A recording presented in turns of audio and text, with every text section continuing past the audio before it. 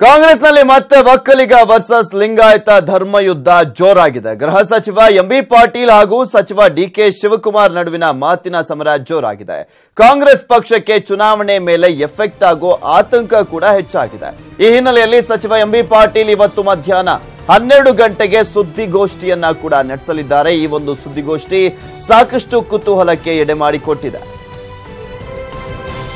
ನೋಡ್ತಾ ಇದ್ವಿ ಯಾವ ರೀತಿಯಾಗಿ ಲಿಂಗಾಯತ ಧರ್ಮದ ವಿಚಾರಕ್ಕೆ ಸಂಬಂಧಪಟ್ಟಂತೆ ಮತ್ತೊಮ್ಮೆ ಲೋಕಸಭೆ ಎಲೆಕ್ಷನ್ ಸಂದರ್ಭದಲ್ಲಿ ಮುನ್ನೆಲೆಗೆ ಬಂದಿದೆ ಅನ್ನೋದನ್ನ ಈಗ ಅದು ಡಿಕೆ ಶಿವಕುಮಾರ್ ಅವರು ಕ್ಷಮೆಯನ್ನ ಕೇಳಾದ್ಮೇಲಂತೂ ಎಂಬಿ ಪಾಟೀಲ್ ಅವರು ಸಾಕಷ್ಟು ಬಾರಿ ಡಿಕೆ ಶಿವಕುಮಾರ್ ಅವರ ವಿರುದ್ಧ ತಮ್ಮ ಅಸಮಾಧಾನ ಆಕ್ರೋಶವನ್ನ ವ್ಯಕ್ತಪಡಿಸಿದ್ದಾರೆ.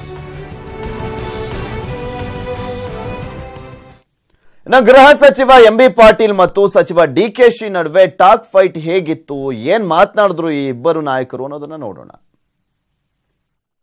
ಡಿಕೆ ಶಿವಕುಮಾರ್ ಮೊದಲು ತನ್ನ ಮನೆ ಶುದ್ಧ ಮಾಡ್ಕೊಳ್ಳಿ,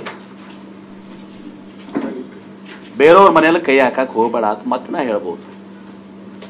ಇನ್ನೂ ಬಾಳ ವಿಷಯಗಳನ್ನ ಹೇಳ್ಬೋದು. ನಾನು 23 ನಂತರ ಹೇಳ್ತೇನಲ್ಲ, ಇವ್ರು ಹೆಂಗೆ ಬದ್ಧದ ಪದೇ ಪದೇ ಸ್ಟೇಟ್ಮೆಂಟ್ ಕೊಡೋ ಉದ್ದೇಶ ಏನಂದ್ರೆ ನನಗೆ ಗೊತ್ತಿಲ್ಲ. ಡಿ ಕೆ ಶಿವಕುಮಾರ್ ಹಳೇ ಮೈಸೂರಿನಲ್ಲಿ ನಿರ್ಣಯ ಮಾಡಿದಾರೆ ಪಕ್ಷವನ್ನ ಈ ಕಡೆ ನಿರ್ಣಯ ಮಾಡಿ ಬಯಸ್ತಾನ ಕಾಣ್ತದ, ಅಥವಾ ಅಲ್ಲಿ ಬಂಡವಾಳ ಮುಗಿದ ಈ ಕಡೆ ಬಂದ ಕಾಣ್ತದ. ಈ ಕಡೆ ಒಕ್ಕಲಿಗರ ಬೆಲ್ಟ್ನಾಗ ನಮ್ಗ ಸಂಪೂರ್ಣ ನಿರ್ಣಯ ಆಗ್ಯದ. ಕೆಲವೊಬ್ಬರ ದರ್ಪದಿಂದ, ಕೆಲವೊಬ್ಬರ ಬಾಡಿ ಲ್ಯಾಂಗ್ವೇಜ್ ಇಂದ, ಕೆಲವೊಬ್ರು ಮಾಡ್ತಿರುವಂತ ಕೆಲಸಗಳಿಂದ ಮತ್ತು ಕೆಲವೊಬ್ಬರ ಮೇಲೆ ಐಟಿ ರೇಡ್ ಆಗಿ ಕಂತಿ ಹಣ ಇವತ್ತು ಮಾಧ್ಯಮದ ಮುಂದೆ ಸುಳ್ಳೋದು ಸತ್ಯೋದು ಗೊತ್ತಿಲ್ಲ. ತೋರ್ಸಿದ್ರು ಅಲ್ಲಿ ಅದು ಎಷ್ಟು ಬದನಾಮ ಆಯ್ತು ನಮಗ. ಇವೆಲ್ಲ ಬಾಳ ಅದಾವ ಕಾರಣ, ಇನ್ನೂ ಅನೇಕ ಕಾರಣಗಳದಾವ. ಅದು ಚುನಾವಣೆ ವ್ಯವಸ್ಥೆ ಮಾತಾಡಕ್ ಹೋಗುದಿಲ್ಲ. ಏಕಾರ ಮಾಡ್ಲಿ, ಬಿ ವಚನಾರ ಮಾಡ್ಲಿ, ತ್ರಿವಚನ, ಅವರೆಲ್ಲ ಫಸ್ಟ್ ಕ್ಲಾಸ್ ಸಿಟಿಸನ್ಸ್.